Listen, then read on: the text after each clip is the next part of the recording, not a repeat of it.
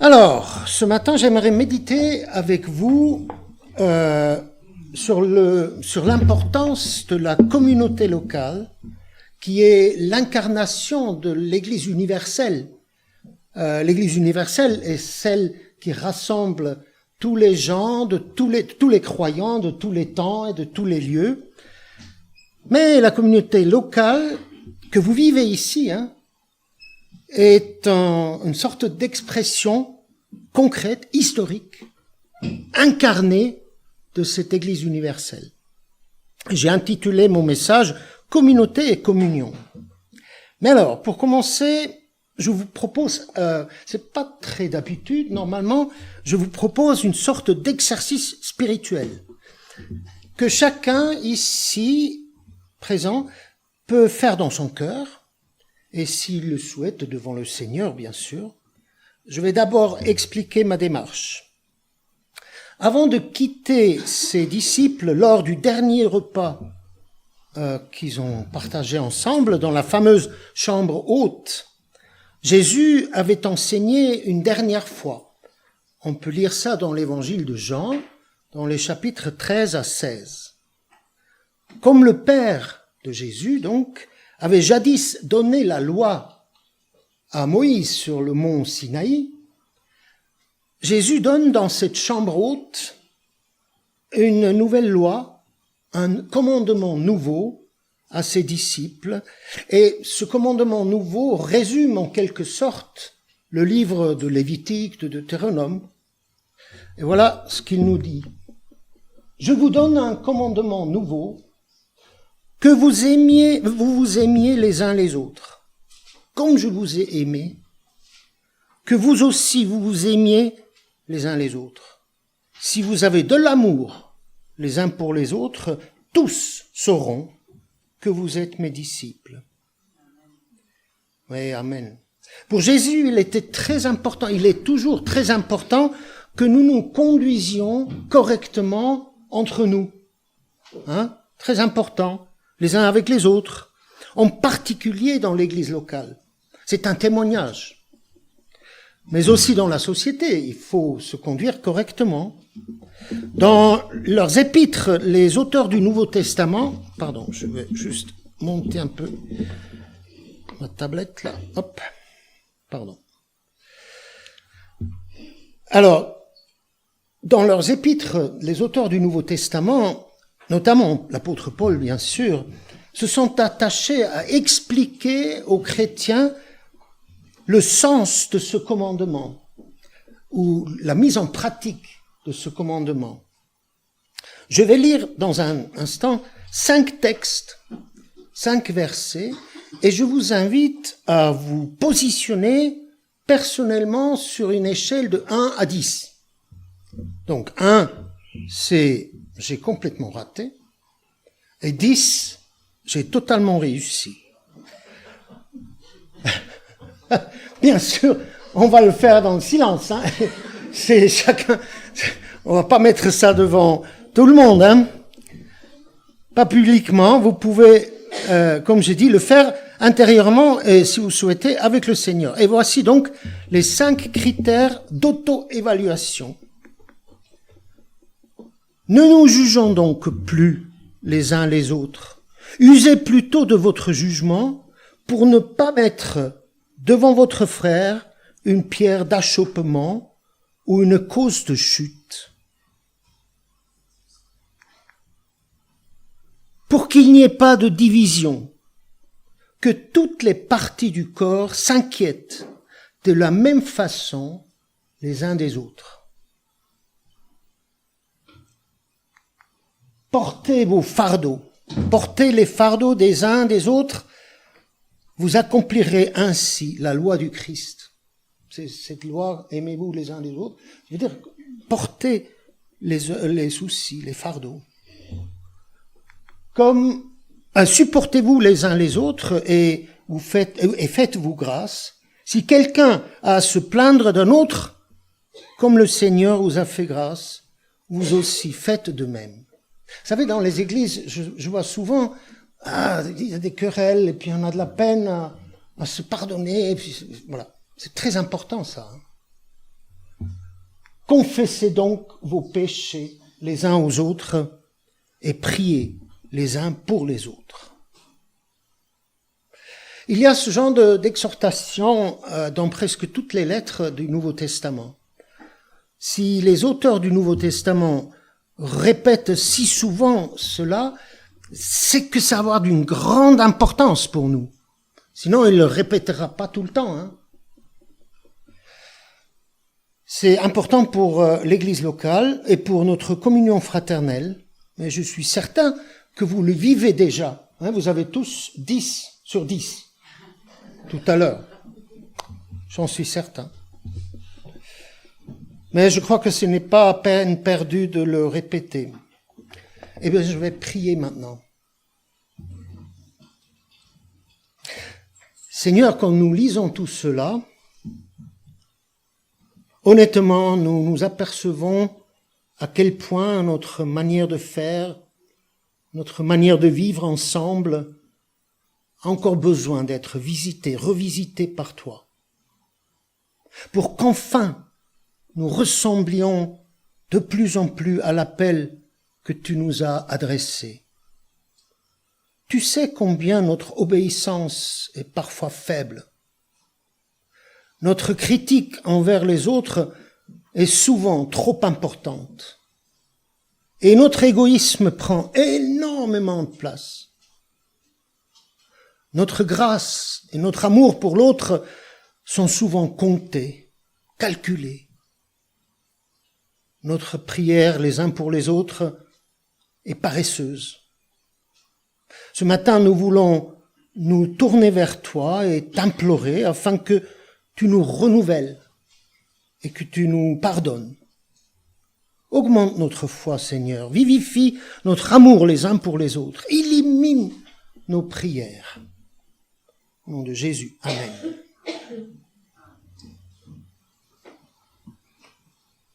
Alors, nous lirons ce matin quelques extraits dans la première épître de Pierre. Et voici le thème que l'apôtre Pierre donne à son épître, le thème général. Il parle de l'Église, en fait. Vous êtes une race élue, une communauté de rois prêtres, une nation sainte, un peuple que Dieu a libéré pour que vous célébriez bien haut les œuvres merveilleuses de celui qui vous a appelé à passer des ténèbres à son admirable lumière. Alors je cite souvent ce verset quand je parle de l'Église locale. Nous sommes une communauté de rois prêtres. Ah ben c'est pas rien. Hein. Censé faire le lien entre le monde déchu et son créateur, son sauveur. Faire le lien entre les deux. Nous sommes saints, c'est-à-dire mis à part pour Dieu et à son service pour le faire connaître au monde entier. C'est ça ce que cela veut dire en gros. Notre témoignage se fait en parole et en acte. Pierre dit aussi dans sa lettre que nous devons avoir une belle conduite parmi les gens qui ne connaissent pas Dieu. Être un exemple pour ces gens. Pour accomplir notre mission, il nous faut être constamment en communion avec Dieu et en communion les uns avec les autres. C'est ça ce qui est important. Être fier de Dieu et être fier de son Église. Ça n'a rien à voir avec l'orgueil. Hein. Être fier de l'Église à Ambérieu. Je vous invite maintenant à une première lecture dans 1 Pierre, justement. C'est au chapitre 3, les versets 8 à 22. Alors c'est un long passage. Aussi, je vous invite à lire avec une certaine distance et ne pas vous arrêter trop sur les versets compliqués, un mot difficile. Essayons simplement de dégager le sens général, enfin quelques leçons générales. Et encore une fois, je vous invite à la prière. Pardon, j'ai parfois un peu la bouche sèche.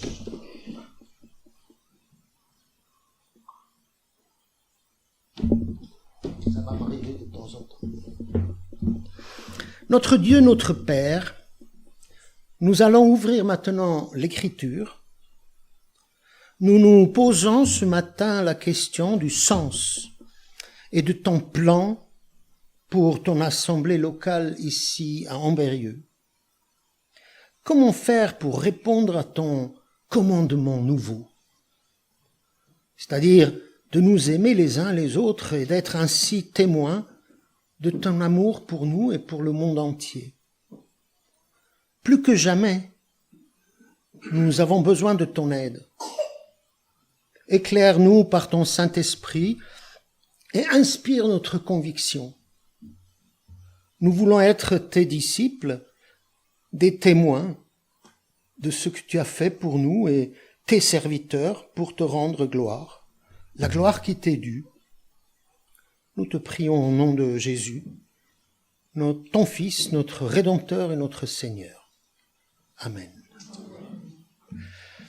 Alors voilà, reculez, voilà, prenez le temps, on va lire ça donc maintenant ensemble. C'est un long passage, mais c'est pas grave. Je lis dans la traduction français courant. Ayez tous les mêmes dispositions et les mêmes sentiments. Aimez-vous comme des frères, soyez bienveillants et humbles les uns à l'égard des autres. Ne rendez pas le mal pour le mal ou l'insulte pour l'insulte. Au contraire, répondez par une bénédiction, car c'est à une bénédiction que Dieu a promis de vous accorder quand il vous a appelé. En effet, voici ce qui est écrit. Celui qui veut jouir d'une vie agréable et connaître des jours heureux doit se garder de médire et de mentir. Il doit se détourner du mal, pratiquer le bien et rechercher la paix avec persévérance. Car le Seigneur a les yeux fixés sur les fidèles, prêt à écouter leurs prières, mais le Seigneur s'oppose à ceux qui font le mal. Qui vous fera du mal si vous êtes zélés pour pratiquer le bien? Même si vous avez à souffrir parce que vous faites ce qui est juste, vous êtes heureux. N'ayez aucune crainte des autres et ne vous laissez pas troubler, mais honorez dans vos cœurs le Christ comme votre Seigneur. Soyez toujours prêts à vous défendre face à tous ceux qui vous demandent de justifier l'espérance qui est en vous. Mais faites-le avec douceur et respect. Ayez une conscience pure afin que ceux qui médisent votre bonne conduite de chrétiens aient à rougir de leur calomnie. Car il vaut mieux souffrir en faisant le bien, si telle est la volonté de Dieu, plutôt qu'en faisant le mal. En effet, le Christ lui-même a souffert une fois pour toutes pour les péchés des humains, innocent, il est mort pour les coupables, afin de nous amener à Dieu. Il a été mis à mort dans son corps humain, mais il a été rendu à la vie par le Saint-Esprit. Par la puissance de cet esprit, il est même allé prêcher aux esprits emprisonnés, c'est-à-dire à ceux qui autrefois se sont opposés à Dieu quand ils attendaient avec patience, à l'époque où Noé construisait l'arche. Un petit nombre de personnes, 8 en tout, entrèrent dans l'arche et furent sauvés par l'eau. C'était là une image du baptême qui vous sauve maintenant. Celui qui ne consiste pas à laver les impuretés du corps, mais à demander à Dieu une conscience purifiée. Il vous sauve grâce à la résurrection de Jésus-Christ, qui est allé au ciel et se trouve à la droite de Dieu, où il règne sur les anges et les autorités et puissances célestes. Alors comme j'ai dit, on ne va pas commenter ce texte dans les détails, sinon on rentrera tard ce soir. je me contenterai de soulever quelques thèmes qui m'ont paru importants. Premier thème, de la volonté de Dieu.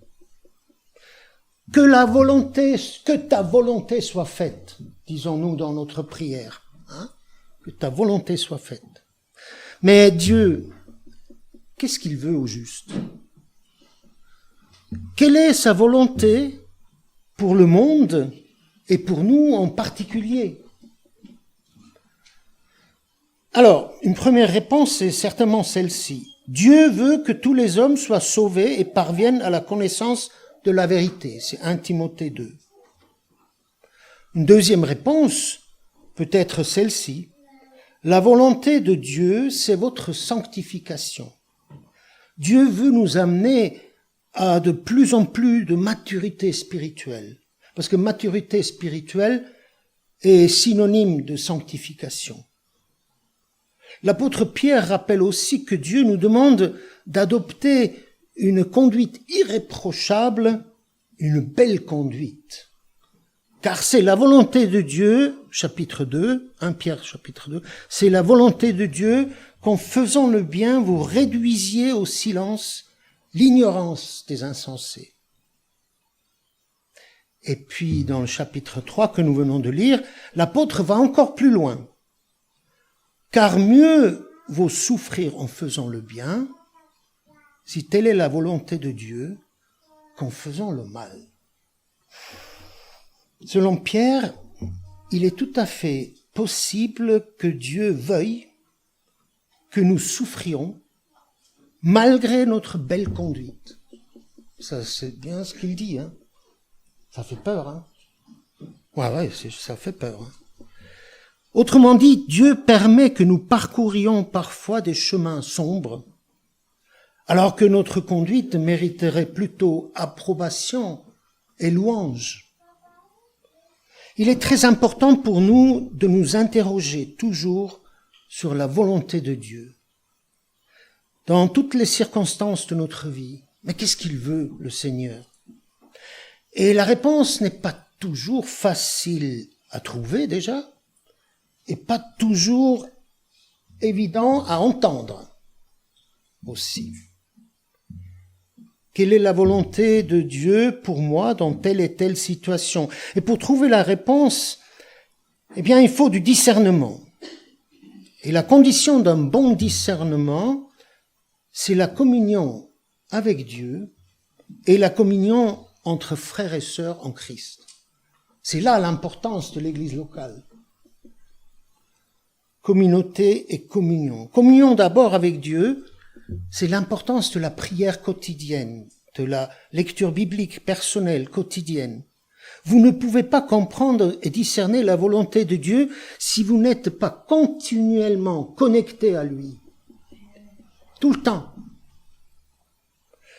Mais au-delà, c'est aussi la communion entre frères et sœurs dans la foi, ce qui est déterminant même. Devant Dieu, nous ne sommes pas que des individus. Nous sommes un peuple qu'il s'est acquis. En fait, c'est un peu comme une fourmilière. Chacun trouve sa place, mais c'est la communauté qui prime pour les fourmis. C'est pas l'individu qui est déterminant, c'est la communauté qui prime. La fourmilière, c'est le peuple que Dieu s'est acquis pour annoncer les hauts faits de Dieu. La prière et l'étude biblique en communauté sont tout aussi importants que la lecture et la prière individuelle. Groupe de maison, études bibliques régulières en église, des moments de prière en dehors de culte. Mais vous le faites, je le sais. Hein. Mais c'est là que le discernement de la volonté de Dieu se fait. Ça passe par une conviction personnelle, née dans l'intimité avec le Seigneur, et une conviction collective, née dans l'intimité, mais cette fois intimité collective. Cela m'amène naturellement à mon deuxième thème, communion fraternelle. Une communion intime était primordiale pour Jésus. Communion intime avec le Père, mais il avait besoin de la communion avec ses disciples. le groupe qui accompagnait Jésus dans ses déplacements ne se limitait sans doute pas aux 12. Le texte ne nous le dit pas vraiment, mais on peut faire un peu le calcul. J'imagine qu'il y avait des femmes, des parents, des amis, peut-être même des enfants.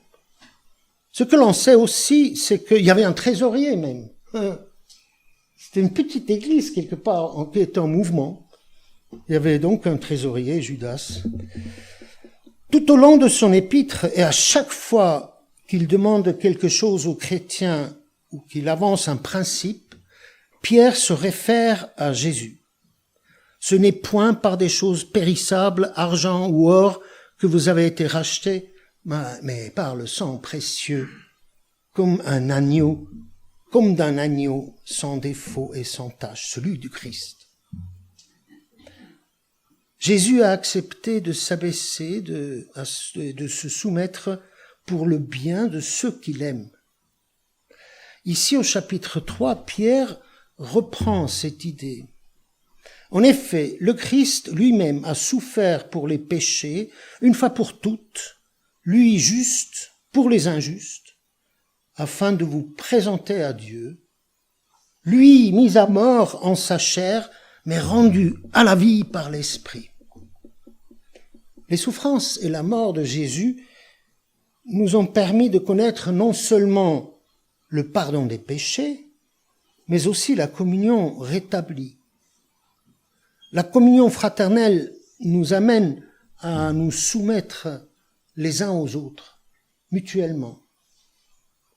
Jésus s'est soumis aux besoins de la communauté. Elle avait besoin d'être sauvée. Et il s'est soumis, il en est mort. Soumettons-nous aussi aux besoins de la communauté. Communion avec Dieu, le Père, mais aussi véritable communion fraternelle entre nous tous. Cela veut dire, pour moi, soumission les uns aux autres. Pas facile pour nous, hommes et femmes du XXIe siècle, mais nécessaire. Vous savez, le pasteur et le conseil doivent se soumettre aux besoins de la communauté. Et les autres aussi, nous sommes tous appelés à nous soumettre les uns aux autres. À ce sujet, je voudrais rappeler ici quelque chose qui me semble très important. Dieu nous donne une nouvelle perspective, une nouvelle alliance. C'est vrai que Jésus est venu rétablir l'ancien ordre des choses, c'est-à-dire communion entre Dieu et les humains.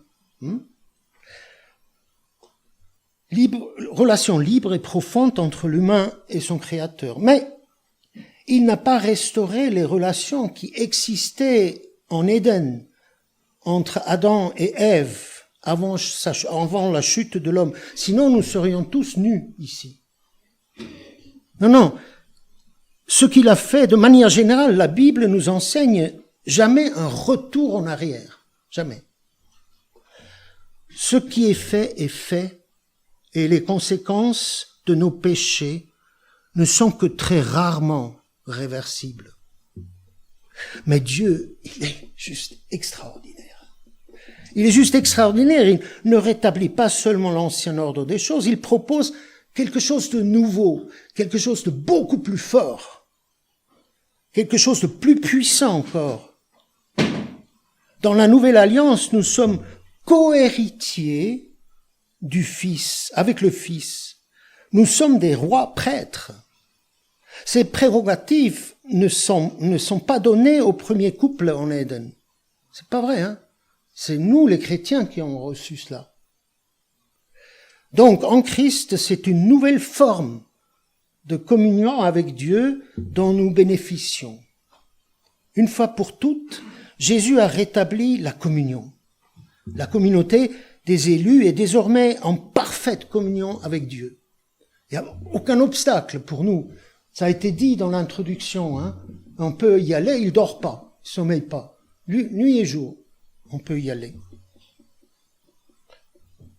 Parfaite communion avec Dieu, mais ce n'est plus comme avant.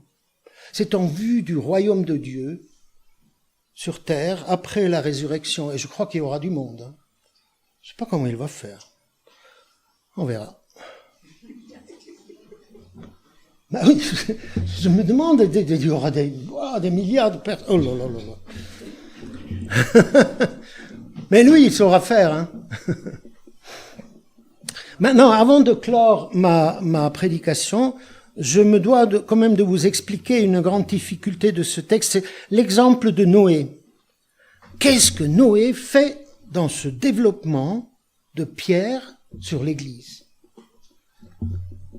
Alors, attends. Voilà. Par cet esprit, donc Jésus, est aussi allé prêcher aux esprits en prison qui avaient été rebelles autrefois lorsque la patience de Dieu se prolongeait au jour où Noé construisait l'arche dans laquelle un petit nombre de personnes, c'est-à-dire 8, furent sauvées à travers l'eau. Je trouve que ça fait comme un cheveu sur la soupe. Cette histoire de Noé là dans ce développement. Quel est le sens de cette parole énigmatique? Alors assez souvent, ces versets ont été rapprochés de ce fameux paragraphe du credo, dont je crois en Dieu, je crois en l'Église et tout ça. Et puis il dit aussi, il est descendu aux enfers. Alors ça a été rapproché souvent. Mais pour y faire quoi, bon sang? On va pas dans... Prêcher aux défunts, quel sens aurait une telle prédication? Un appel à la repentance? Eh bien, c'est pas possible, impossible, parce que la Bible ne permet pas une telle interprétation. C'est impossible. La Bible ne parle jamais d'une décision après la mort. C'est toujours avant la mort qu'il faut prendre la décision. Elle insiste que toutes les décisions doivent être prises avant la mort. Et si Jésus était vraiment allé dans le séjour des morts pour y prêcher, pourquoi aurait-il prêché uniquement aux rebelles du temps de Noé? Franchement, pour moi, ça n'a aucun sens. Ça n'avait pas. J'ai quand même un peu réfléchi et j'ai trouvé une petite interprétation possible, sans doute insatisfaisante encore, mais on a encore le temps, toute éternité pour étudier ça. Hein. Une interprétation possible, insatisfaisante peut-être, mais pas impossible. On peut dire que le Fils de Dieu, animé par l'Esprit Saint, avait déjà du temps de Noé appelé les hommes et les femmes rebelles à la repentance. Il a fait un saut temporel, quelque part. Ceux du temps de Noé, mais aussi ceux du temps d'Abraham, ou ceux du temps de Moïse, et ceux du temps des prophètes. Depuis toujours, le Fils de Dieu, animé par le Saint-Esprit, appelle les humains à la repentance. Et ce même Saint-Esprit est aussi à l'œuvre aujourd'hui. Après sa résurrection, Jésus est monté au ciel, s'est assis à la droite du Père. Aujourd'hui, c'est le Saint-Esprit qui agit. Et dans l'introduction, j'ai bien compris que ça, vous avez acquis. C'est fort. Je trouve ça chouette. J'ai trouvé ça chouette. Parce que le Saint-Esprit continue l'œuvre de prédication de Jésus à travers la Bible, à travers notre prédication, pas que la mienne, enfin notre prédication, à travers notre musique, nos louanges, nos prières, mais aussi au travers de notre témoignage, de notre comportement, de notre belle conduite entre nous et dans la société. Et c'est bien ce que l'apôtre Pierre souhaite nous dire. L'Esprit de Dieu a été à l'œuvre depuis toujours. Il est aussi à l'œuvre aujourd'hui, et son objectif, c'est de conduire les humains à Jésus. Son désir, c'est que des hommes et des femmes soient sauvés. C'est ça la volonté de Dieu. Et il nous appelle à participer en étant des témoins. Alors il y a un deuxième aspect, dans ce verset que je voulais souligner. Les premiers chrétiens était une toute petite minorité dans la société gréco-romaine. Des petites communautés sans impact au début, a priori. Une minorité dans la société. Eh bien, nous aussi, nous sommes une minorité sur cette terre. Même si en Chine, de millions de personnes se sont tournées vers le Christ, même si aux États-Unis, il y a des méga-églises avec des milliers de membres, et en Afrique aussi, il y a énormément de chrétiens partout, eh bien, pour l'instant, les chrétiens sont une minorité dans ce monde, et je crois ils le resteront, pour l'instant. Alors ça pourrait nous décourager un peu. Pierre nous rappelle qu'au temps de Noé, il n'en était que 8 qui ont survécu. 8 personnes qui étaient prêtes à entrer dans l'arche. Une folie aux yeux des hommes. Mais c'est ainsi qu'ils furent sauvés. Eh bien, pour nous, c'est pareil, imaginez. Poussés par l'Esprit, nous sommes entrés dans l'arche. Autrement dit, nous sommes entrés dans le projet de sauvetage de Dieu pour l'humanité. Ainsi, nous sommes en phase avec la volonté de Dieu. Voilà, j'arrive à ma conclusion. Et pour terminer, une petite deuxième lecture dans l'épître de Pierre. Je ne vais pas commenter, parce que vous allez voir, c'est la suite logique. Même pas besoin d'un commentaire.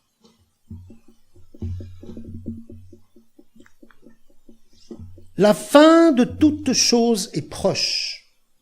Vivez donc d'une manière raisonnable et gardez l'esprit éveillé afin de pouvoir prier. Avant tout, aimez-vous, il répète, aimez-vous ardemment les uns les autres, car l'amour obtient le pardon d'un grand nombre de péchés. Soyez hospitaliers les uns à l'égard des autres sans mauvaise humeur. Que chacun de vous utilise pour le bien des autres le don particulier qu'il a reçu de Dieu. Vous serez ainsi de bons administrateurs des multiples dons divins. Que celui qui a le don de la parole, transmette la parole. Que celui qui a le don de servir, l'utilise avec la force que Dieu lui accorde. Il faut qu'en toute chose, gloire soit rendue à Dieu. C'est ça l'idée de la fourmilière, vous voyez? Chacun a sa place, et ce qui est important, c'est la gloire de Dieu. Donc il faut qu'en toute chose, gloire soit rendue à Dieu par Jésus-Christ, à qui appartient la gloire et la puissance pour toujours. Amen. Nous sommes en communion étroite avec Dieu, nous sommes entrés dans l'arche, dans le projet de sauvetage de Dieu pour l'humanité. Nous avons ici de précieuses indications pour apprendre à vivre en communion fraternelle. S'aimer ardemment les uns les autres, exercer l'hospitalité, mettre ses dons au service des autres.